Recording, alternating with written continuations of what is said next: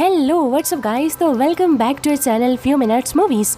तो दोस्तों, आज हम Indonesian horror movie Pemukiman Setan की एक्सप्लेनेशन करने वाले हैं। ये मूवी काफी इंटरेस्टिंग होने वाली है, तो हमारे साथ इस वीडियो में बने रहिए। मूवी की शुरुआत में हमें एक लेडी को दिखाया जाता है जिसको गांव वाले और एक शैमन टॉर्चर कर रहे थे क्योंकि उन्हें उस पर विच होने का शक था। लेकिन वो लेडी शैमन से कहती है कि मुझे मत मारो, इस गांव में जो कुछ भी है वो मेरी वजह से ही है। लेकिन यहाँ पर वो शैमन उसकी कोई बात नहीं सुनता। फिर वो लेडी मरने से पहले कहती है कि अगर मैं मारी गई तो पूरे गांव वाले भी मारे जाएंगे। फिर तभी शैमन के कहने पर एक आदमी उस लेडी का सर उसके जिस्म से अलग कर देता है और अब ये देखकर वहाँ भगदड़ मचाती है। तभी हम नोटिस करते हैं कि उस लेडी के सर में अभी भी हलचल है। इसका मतलब वो लेडी सच में काला जादू करती थी और वो बस मासूम होने का नाटक कर रही थी। उसके बाद हम एलन को देखते हैं जिससे रास्ते में दो आदमी मिलते हैं। वो लोग उससे पैसे मांग रहे होते हैं क्योंकि एलन के फादर ने उनसे कर्जा लिया हुआ था। फिर वो लोग एलन को चोट पहुंचाने की कोशिश करते हैं, मगर एलन एक टूटी हुई बोतल से उन्हें डराकर वहाँ से भाग जाती है।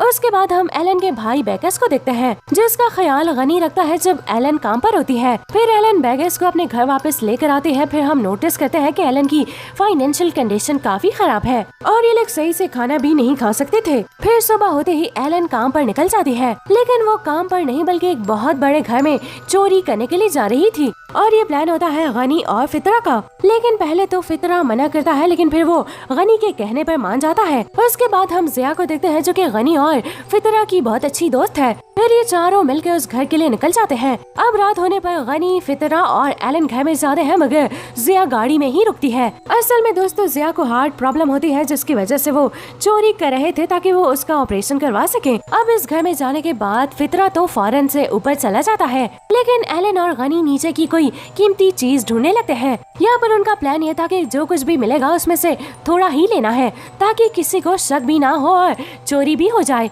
खैर, अब गनी और एलन भी अलग हो जाते हैं। फिर गनी को ब्रांडेड वॉचेस मिलती हैं और एलन को बैंगल्स और रिंग्स वगैरह और फितरा को गोल्ड के सिक्के। उसके बाद गनी को बहुत सारे पैसे भी मिलते हैं और जैसे ही वो थोड़ा पीछे देखता है तो उसे कुछ अजीब सा महसूस होता है। जब वो सही से देखता है तो उसे वहाँ पर किसी का कटा हुआ सर दिखाई देता है जिससे गनी बहुत ज्यादा डर जाता है, पर तभी वो सर गायब हो जाता है। दूसरी तरफ एलन के दिल में लालच आ जाती है और वो सारे बैंगल्स वगैरह उठा लेती है। तभी एलन को वहाँ कुछ दिखाई देता है और वो उसका पीछा करने लगती है। फिर एलन के पास गनी भी पहुंच जाता है। एलन उसे बताती है कि मैंने नीचे से किसी को जाते हुए देखा, मगर नीचे से बहुत ज्यादा बदबू आ रही थी। अब हम फितरा को देखते हैं जो कि एक शीशे के सामने से गुजर रहा था। तभी वो शीशे में अपनी रिफ्लेक्शन देखता है जो कि मूव कर रही थी और फिर उसके पेट में से एक फ्यूटियस बाहर निकलता है और ये देख कर फितरा बहुत ज्यादा डर जाता है। अब दूसरी तरफ जब गनी और एलन नीचे जाते हैं तो उन्हें वहाँ एक लड़की दिखाई देती है और वहाँ पर बहुत सारी लाशें भी पड़ी हुई थी। तभी वो लड़की कहती है कि मेरा कोई सेक्रीफाइस करने वाला था और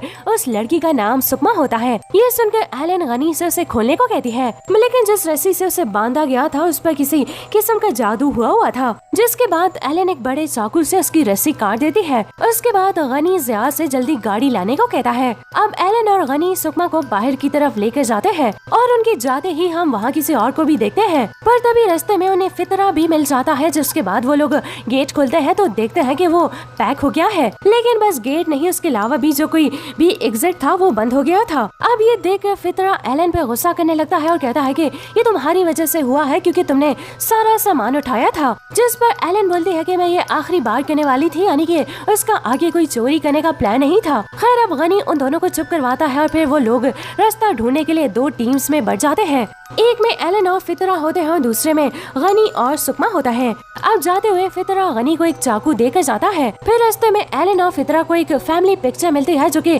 सुकमा की फैमिली थी। इस पिक्चर में वो औरत भी थी जिसे हमने मूवी की शुरुआत में देखा था। उस लेडी का नाम सुदर सामी होता है और सबसे बड़ी बात उसका और सुकमा का बर्थडे फ्राइडे को ही होता है। फिर हम गनी और सुकमा को एक रूम में देखते हैं। यहाँ पर सुकमा कुछ बड़बड़ा रही होती है जिसे सुनने के लिए गनी उसके मुंह के पास कान लगाता है, लेकिन यहाँ पर सुकमा की आंखें एकदम पूरी काली हो जाती हैं और फिर वो कीड़ा गनी के कान में डाल देती है। अब जिसकी वजह से गनी तड़पने लगता है और जमीन पर गिर जाता है। फिर सुकमा कहते हैं कि वो लोग ये घर छोड़कर कभी नहीं जा पाएंगे और वो लोग यही मारे जाएंगे। अब गनी की चीखने की आवाज एलन और फितरा को सुनाई देती है और वो दोनों भागते हुए उसके पास जाने लगते हैं। लेकिन तभी एलन और बैगेज दिखाई देता है, जिसकी वजह से वो फितरा से अलग हो जाती है। फिर गनी को फितरा के अंदर सुकमा दिखाई देती है और गनी फितरा पर उसी चाकू से हमला कर देता है, जिससे फितरा ने ही उसे जाने से पहले दिया था। लेकिन फितरा किसी तरह उसे बचकर वहाँ से भागकर एक कमरे में आ जाता है और फिर कोई चीज उसे पोजेस कर लेती है। अब जिसकी वजह से फितरा खुद को ही मारने लगता है। तभी हम जिया को बाहर देखते हैं, जो बहुत देर से उसका वेट कर रही थी, लेकिन किसी ने भी उसको कोई जवाब नहीं दिया था। पर तभी वॉकी टॉकी पर फितरा की आवाज आती है, लेकिन हम लोग जान पाते हैं कि फितरा तो मर चुका है। लेकिन तभी एक दरख्त से सुकमा उल्टी लटकती है, यानी कि सुकमा ही फितरा की आवाज में जवाब दे रही थी। उसको देखकर जिया बहुत डर जाती है और ऊपर टॉर्च मारने लगते हैं, लेकिन सुकमा बस हंसी जा रही थी। ये देखकर जिया भागने लगती है, मगर वो ज्यादा दूर तक नहीं भाग पाती और वहीं गिर जाती है। यहाँ पर हम लोग जानते हैं कि जिया को हार्ट प्रॉब्लम थी और शायद उसका हार्ट ब्लास्ट हो गया होगा। अब दोस्तों, यानी कि ये सब कुछ करने वाली कोई और नहीं बल्कि सुकमा ही होती है। उसके बाद हम एलन को देखते हैं, जो अपने भाई बैगेस का पीछा कर रही थी। पर तभी वो एकदम से गायब हो जाता है, क्योंकि दोस्तों बैगेस तो यहाँ पर था ही नहीं। लेकिन तभी वहाँ पर बैगेस की जगह उसके पिता आ जाते हैं, जिनसे डर कर वो भागती है और दूसरे कमरे में आ जाती है। पर वहाँ पर कोई आदमी उसे बेहोश कर देता है और जब वो होश में आती है तो वो अपने साथ गनी को भी देखती है। उसके बाद वो आदमी जिसने उन्हें बेहोश किया था वो कोई रिचुअल परफॉर्म करता है और गनी और एलन के कान में से वो कीड़ा बाहर निकाल देता है। फिर वो उन्हें बताता है कि ये काला जादू जो लोग को पागल कर देता है। वो उन्हें ये भी बताता है कि जिस लड़की को तुम लोगों ने आजाद किया था वो तो बहुत ही ज्यादा खतरनाक है। वो उन्हें ये भी बताता है कि उसे 20 साल पहले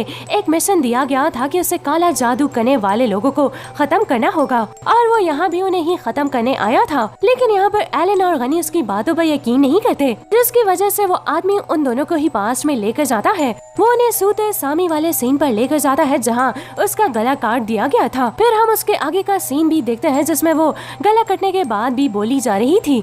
असल में दोस्तों उसे शक्तियाँ मिली थी, जिसकी वजह से उससे कभी भी मारा नहीं जा सकता। अब उसके बाद वो उन दोनों को दूसरा वक्त दिखाता है, जिसमें वो जब इस घर में आया था तो वो देखता है कि सुकमा के घर वाले उसके जरिए सूते सामी को वापस लाना चाह रहे थे। ये देखकर उसने वहाँ के सभी लोगों को मार दिया था, लेकिन तब तक सूते सामी वापस आ चुकी थी, जिसे उसने थोड़ा सा कंट्रोल में कर लिया था और वो एक तलवार ढूंढने में लगा हुआ था और बस वो थोड़ी देर के लिए वहाँ पर आराम कर रहा था। तभी एलन और उसके दोस्तों ने वहाँ पर आकर सब कुछ खराब कर दिया था। वो आदमी अपना नाम आरे बताता है और वो उसी शैमन का शागिर्द है जिसने शुरू में सूते सामी का गला कटवा दिया था। लेकिन ये चीज हम शुरू से ही जानते हैं कि सूते सामी को पूरी तरह से खत्म नहीं किया जा सकता। खैर इसके बाद आरे बताता है कि हमें वो तलवार ढूंढनी होगी और वो यहीं कहीं है।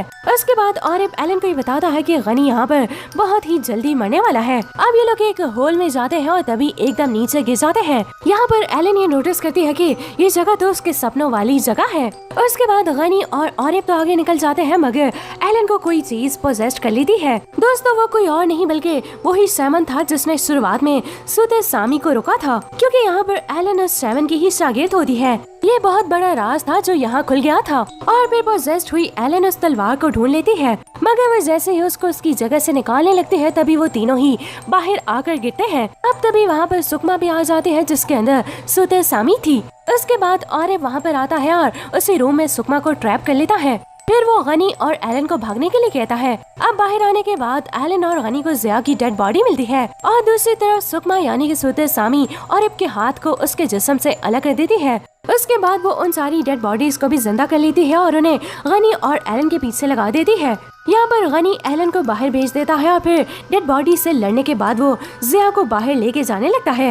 लेकिन तभी मरा हुआ फितरा वापस जिंदा होकर गनी पे हमला कर देता है। अब दूसरी तरफ एलन जब गाड़ी में जाने लगती है तो उसके सामने सुकमा आ जाती है। फिर एलन अपनी गाड़ी को उसी के अंदर घुसा देती है और जाकर दरख्त में दबा देती है। उसके बाद वो वापस आकर गनी को बचाने लगती है, लेकिन तब तक गनी भी सूते सामी की पोजेस्ड हुई बॉडीज में शामिल हो गया था। तो आपको याद होगा कि आरिफ ने पहले ही एलन को बता दिया था कि गनी मरने वाला है। फिर उसके बाद सुकमा यानी सूते सामी वापस एलन पे हमला करने आती है, लेकिन एलन के पास वो तलवार होती है, मगर सूते सामी भी बहुत चालाक थी, इसलिए वो उसके पिता का रूप ले लेती है और उससे वो तलवार छीन लेती है। लेकिन वो उस तलवार को उठा नहीं पाती, इसलिए एलन वापस से उस तलवार को उठा लेती है और उसे बार बार सुकमा यानी सुधे सामी पर मारती है और फिर एंड में वो सुकमा का सर उसके जिस्म से अलग कर देती है जैसे शुरू में हुआ था। अब हम कुछ दिनों के बाद का सीन देखते हैं जिसमें हमें ये समझ आता है कि इन लोगों ने चोरी तो कर ली थी, मगर फिर हम एलन और बैगर्स को देखते हैं और एलन ने अपने पिता का सारा कर्जा भी चुका लिया था, लेकिन वो आदमी उससे अभी भी बदतमीजी करता है, इसीलिए वो उस तलवार से उसका हल्का सा गला काट देती है, जिसकी वजह से वो आदमी डर के वहाँ से भाग जाता है। तभी एलन के पास और ये पाता है जी हाँ दोस्तों वो अभी भी जिंदा है और वो एलन को तलवार का सही इस्तेमाल करने का कहता है क्योंकि उस तलवार ने एलन को ही चुना था। और इसी के साथ ये मूवी यहीं दी एंड हो जाती है।